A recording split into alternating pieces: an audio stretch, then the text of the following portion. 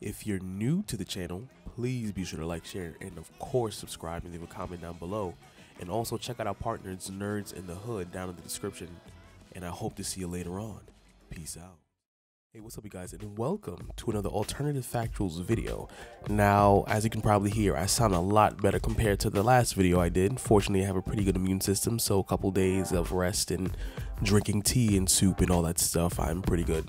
So this video is going to be about Cloak and Dagger, but instead of going into, like I said, episodic concepts, I kind of want to get into their powers and how it kind of can relate to future plots and how it probably can relate to this plot. Now, something I want to get into is the fact that, as we saw in episode 4, we actually see that Cloak and Dagger are starting to kind of dive into a little bit of their past when it comes to their powers, at least Dagger is.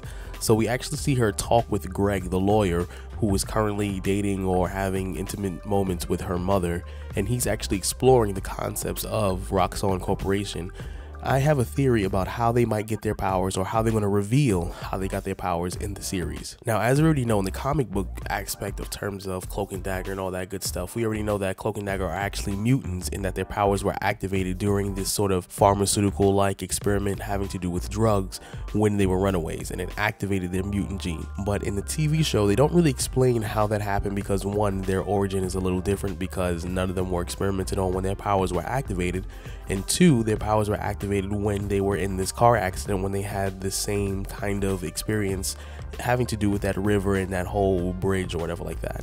Now, my theory on how they're going to get their powers, at least on how they're going to reveal that they got their powers, is I feel like it has to do with Roxxon Corporation and the fact that they were actually submersed in that water for an extended period of time. Let me explain.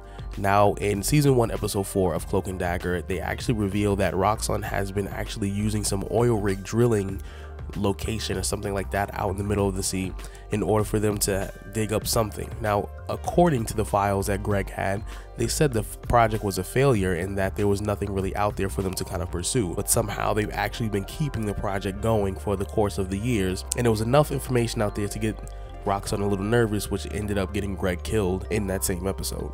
So here's where the theory crafting comes in. They both were submerged in that water when they were young children, so I think they were approximately about like 10, 11 years old, maybe even 12. When they were submerged in that water, they actually ended up kind of intaking some sort of chemical, whatever it is, that either activated their mutant gene or gave them their powers, at least for the TV show. And that is my speculation. Now, to explain a little bit about like their powers, I've said in several other videos, Ty actually has access to what we call the Dark Force. And the Dark Force is a dimension in which is pure darkness, as well as is able to draw on the energy of light and life force, meaning it likes to absorb anything that has light.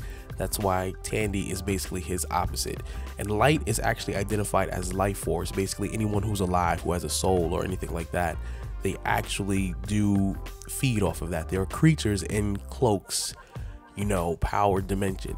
And another thing about his powers is the cloak actually kind of is used as a conduit to kind of channel his power, because in the Cloak and Dagger run with the Runaways, they actually show that if he's severed from that connection from his cloak, he actually will have a hard time accessing his powers. And of course, obviously, Tandy being accessing the light force, which is basically the exact opposite, where these beings of light at least channel their energy from this dimension, and she's able to tap into it and also amplify her own.